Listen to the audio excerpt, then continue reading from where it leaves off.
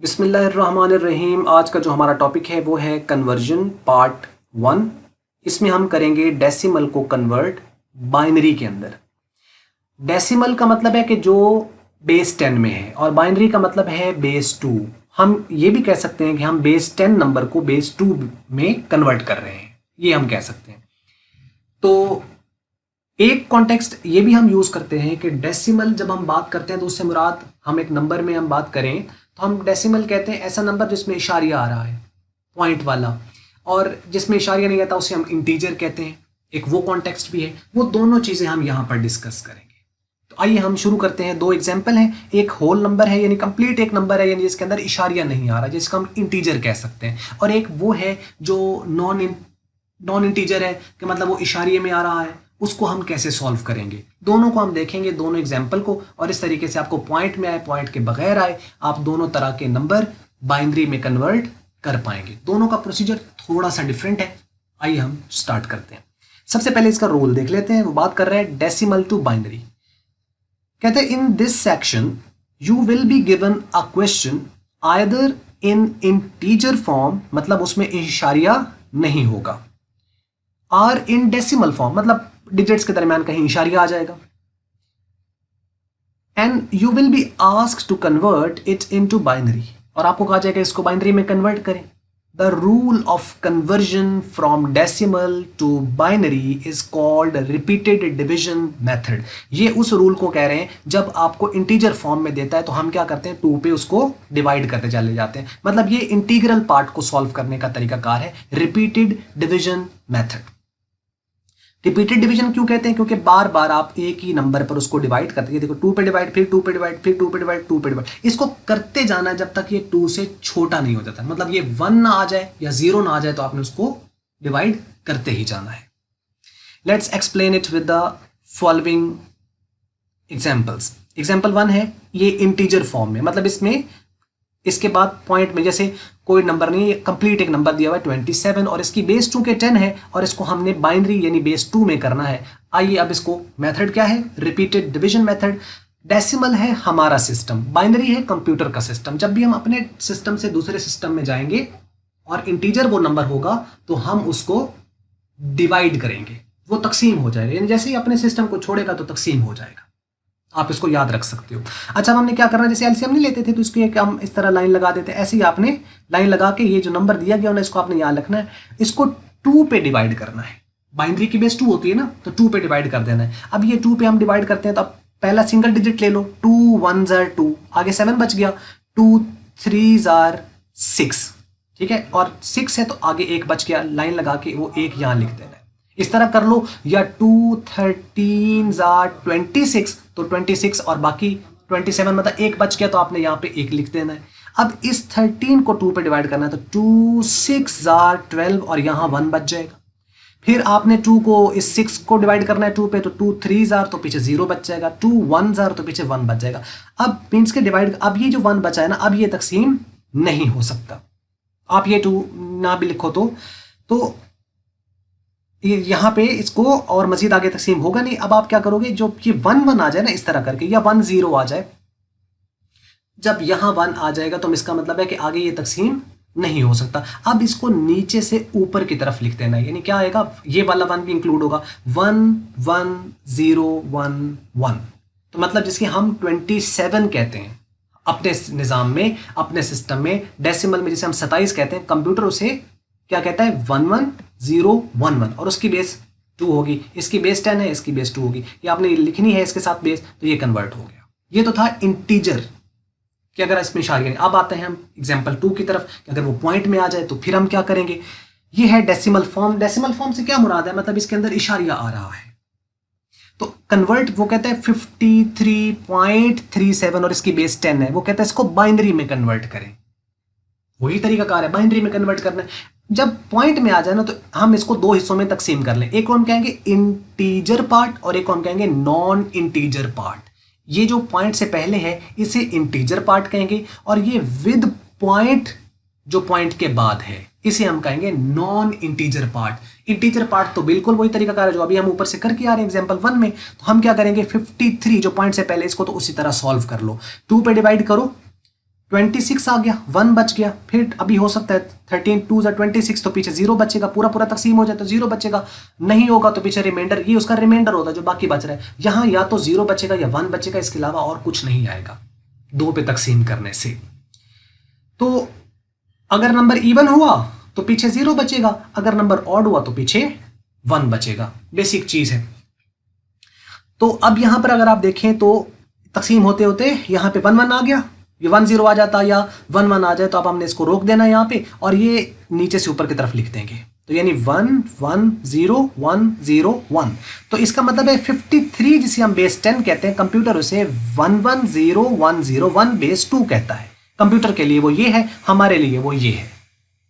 Clear होगी बात? ये तो हो गया हमारे पास इंटीजर पार्ट को सॉल्व करना। अब हम करेंगे नॉन इंटीजर पार्ट। उसके लिए हमें कहता है let's now convert the decimal part into the binary, means non integer part into the binary. उस पे क्या है, आपने जो भी नंबर विद पॉइंट है उसको यहां लिख लेना। ऊपर 3 हेडिंग दे दें, नंबर, मल्टीप्लीकेशन और बाइनरी। यहां पे नंबर लिख लीजिए, वो क्या है 0.37, तो ये 0.37 लिख दिया। इसको आपने 2 के साथ मल्टीप्लाई कर देना। अब इस 0.37 को जो भी नंबर आए पॉइंट के साथ आपने उसको 2 से मल्टीप्लाई किया तो ये आया 0.74।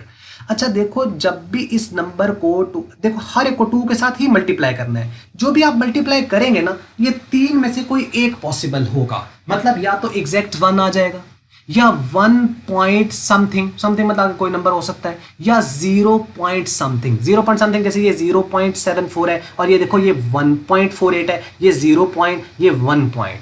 कभी ऐसा नहीं होगा कि 2 पॉइंट समथिंग नंबर या 3 पॉइंट या 4 पॉइंट, ऐसा नहीं आएगा। अगर ऐसा आ रहा है तो इसका मतलब आपने गलती कहीं कर दी है।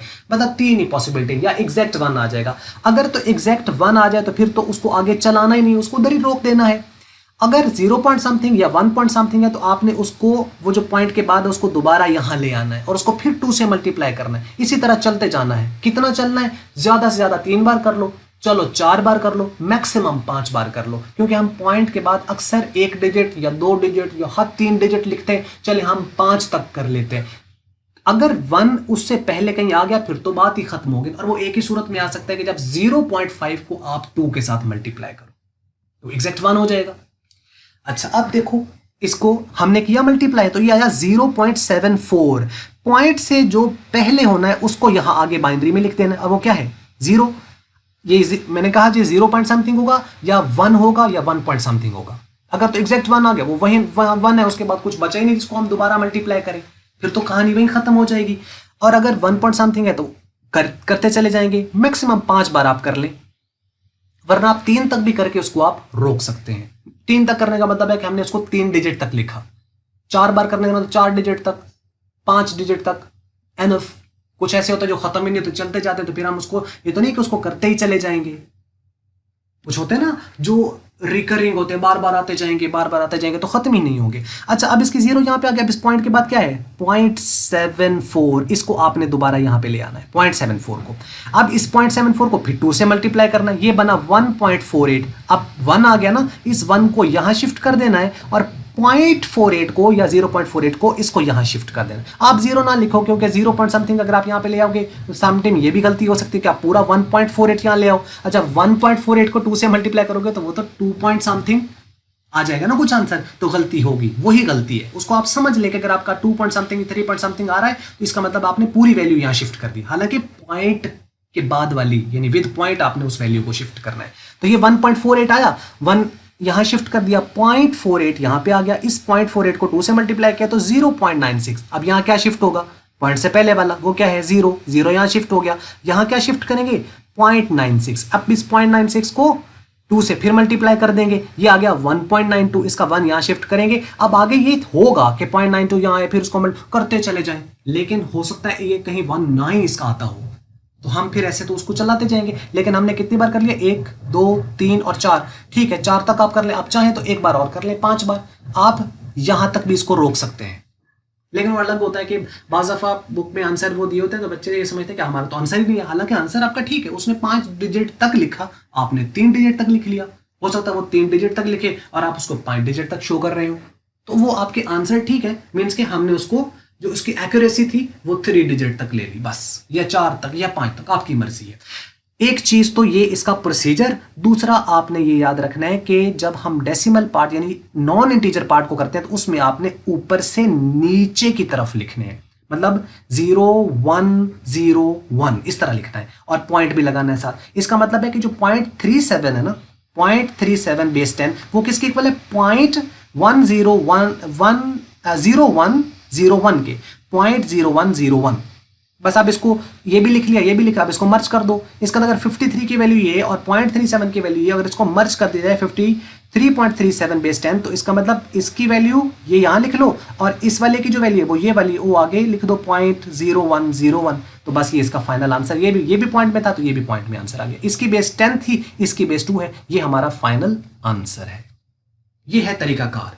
अब यहां पर एक और क्वेश्चन, वो ये है, सपोज करो वो आपको एक नंबर दे देता है, वो कहता है सॉल्व करें जी, इसको कन्वर्ट करें जी, 29/2 को कन्वर्ट करें बाइनरी में। अब हम क्या करें? अब हम ऐसे क्वेश्चन को देखते हैं तो हम कहते हैं ऐसा तो हमने किया हुआ ही नहीं है, लेकिन कुछ नहीं है, इसको आप, ये क्या है, फ्रैक्शन फॉर्म में आ गया, p/q फॉर्म में। तो 29/2 जो है, असल में अगर इसको डिवाइड कर दिया जाए तो ये कितना बनता है, 14.5, यही बनता है ना, 14.5। तो इसका मतलब क्या है कि आपने 14 को अलग सॉल्व करना है और जो 0.5 है उसको जब भी 2 से मल्टीप्लाई करोगे तो एग्जैक्ट 1 आ जाएगा, तो आंसर आ जाएगा। इसको आप सॉल्व कर लीजिएगा, चाहे तो आप इसका आंसर हमारे साथ कमेंट्स में शेयर कर सकते हैं। तो यानी अगर फ्रैक्शन में आ जाए, बटे में आ जाए, तो उसको डिवाइड कर लेना, वो डेसिमल पार्ट में इस तरह कन्वर्ट हो जाएगा, इस फॉर्म में, जैसे ये फॉर्म दी हुई है। तो आगे उसी तरह यही प्रोसीजर है, पॉइंट से पहले वाला इंटीजर पार्ट को सॉल्व करो, फिर नॉन इंटीजर पार्ट को सॉल्व करो, नॉन इंटीजर में ऊपर से नीचे की तरफ, इंटीजर में नीचे से ऊपर की तरफ, उनको मर्ज करके लिख दो, आपका फाइनल आंसर है। उम्मीद आपको समझ लगती होगी। ये थी आज की वीडियो। अगर आपको मल्टीपीडिया की वीडियो अच्छी लगी इसको आप लाइक कर लें, शेयर करें दूसरों के साथ। अगर आपको अच्छी नहीं लगी इसको आप कर दें डिसलाइक, और वीडियो देखने का बहुत शुक्रिया।